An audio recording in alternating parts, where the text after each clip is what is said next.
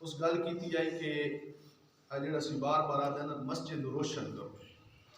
उस आखे किबला ये रोशन करना लाइटा नाल नहीं। अगर 1000 लाइट लगी हुई हो तो नमाज ही ना हो तो उस रोशनी का फायदा क्या है? बोलो है। उस आखे जी इनू रोशन करो तो मुराद है सजदे नाल रोशन। उस बड़ी गल की गहराई की गल की यानी नमाज ही हो सन तो मस्जिद रोशन हो सी। अगर मस्जिद ही लाइट रवन पे लेकिन नमाज ही ना हो तो माशाअल्लाह अल्लाह पाक सेहत देवे। सेहत के नाल सारे काम होंगे ने। अगर सेहत हो सी तो रोजे उस एक तसलसल होता। बड़े बड़े मैं लोग देखे ने अगर 15वें रोजे को एक रोज उन्होंने चुक गया तो बाकी सारे भी वो लगे हुए हैं। लेकिन एक तसलसल कायम रहे तो यकीनन वो तोड़ता ही 3 रोजे पूरे करा। और कल मैं नौजवान की तारीफ की इंज नवे बजुर्ग करके साड़ी तारीफ नहीं की। बजुर्गों की तारीफ के मासूमीन की हदीस है कि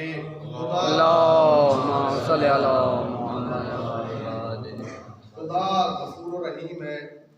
ओ चिट्टी दाढ़ी वाले दा हिया करे। चिट्टी दाढ़ी वाले दा अल्लाह भी हिया करे। लिहाजा जिदा अल्लाह हिया करेंदा सैन भी चाहिए कि उदा हिया करिए ते जिदा अल्लाह हिया करेंदा उन्होंने भी चाहिए कि भी अल्लाह दा हिया करे। यानी मैं तुहाडा हिया करना तो चाहिए मेरा हिया कर। हुण अल्लाह तुहाडा हिया करेंदा पे चिट्टियां दाढ़ी वाले दा यकीनन चिट्टी दाढ़ी वाले भी चाहिए कि अल्लाह दा हिया करन ते अल्लाह दी नाफरमानी। हिया तो के मुराद है? यानी अल्लाह की तौहीन न करन, अल्लाह दी नाफरमानी न करन। तौहीन तो के मुराद है? यानी मैं एक काम तो ना दा तुसी ओ नहीं करें ते मेरी तौहीन है। इसी तरह अल्लाह एक काम आदा तो वसी ना करें तो अल्लाह की तौहीन है। यकीनन अल्लाह की मुखालफत है।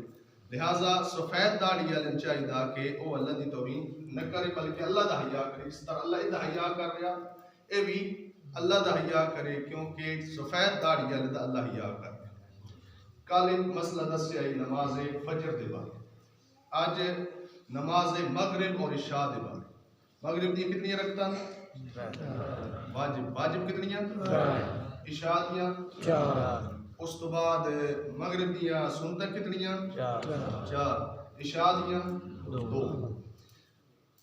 इस तरह फजर दियां पहलियां 2 रकतान मगरिब और इशा दियां भी इसी तरह 2 रकतान। यानी तुसी जमात नाल पढ़ रहे हो तो तुसी वो आकाम लागू हो सन जेड़े फजर टाइम लागू होने के मतलब यानी पहलियां 2 रकतां दे सूरह अल हम्द और दूसरी सूरह खामोशी दे नाल सुननी है।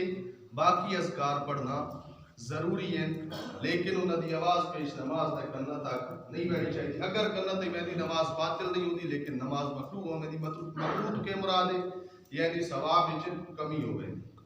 हुण तीसरी रकत इशा दी तीसरी रकत मगरिब दी और इशा दी तीसरी और चौथी इहदे विच के हुक्म है जेड़ा जमात दे नाल नमाज पढ़दा पिया। तीसरी रकत दे विच मुक्तदी वास्ते जरूरी है पेश नमाज उच्ची किरात नहीं करेंदा। हुण मुक्तदी वास्ते के हुक्म है? मुक्तदी वास्ते हुक्म है कि तस्बीहात अरबा पढ़े। तस्बीहात अरबा के वे सुबहानल्लाह वल्हम्दुलिल्लाह वला इलाहा इल्लल्लाह अल्लाहु अकबर। यानी कम अज कम 1 दफा वाजिब है 3 दफा मुस्तहब है। अगर इतना वक्त भी नहीं था फिर सुबहान अल्लाह काफी। अगर तस्बीहात अरबा नहीं पढ़ता तो फिर अलहम्द पढ़े। एक अलहम्द सिर्फ दूसरी सूरत नहीं पढ़ सकता। फकत तीसरी और चौथी रकत में या अलहम्द पढ़े या तस्बीहात अरबा पढ़े। यानी इनमें इख्तियार है जेड़ी लेकिन फजीलत किस चीज़ में है? कोई मुश्किल नहीं। तस्बीहात अरबा नु फजीलत है। अलहम्द तो ज़्यादा फजीलत तस्बीहात अरबा नु है। लिहाजा कोशिश करे कि तस्बीहात अरबा याद करे। अगर याद नहीं था अगर याद है तो तीसरी और चौथी रकत में अपना वजीफा बनाए कि मैं तस्बीहात अरबा पढ़नी है। उस सूरत की पेश नमाज क्योंकि खामोशी के नाल अपनी किरत करे ना प्या इस वास्ते भी जरूरी है कि आहिस्ता आहिस्ता या तस्बीहात अरबा पढ़े या सूरह अल हम्द दी तिलावत करे।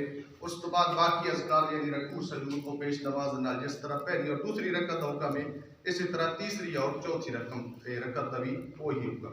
अगर किसी समझ नहीं आई तो बाद में मैं तो पूछ सकता पर मोहम्मद व अहले बैत मोहम्मद सल्लल्लाहु अलैहि वसल्लम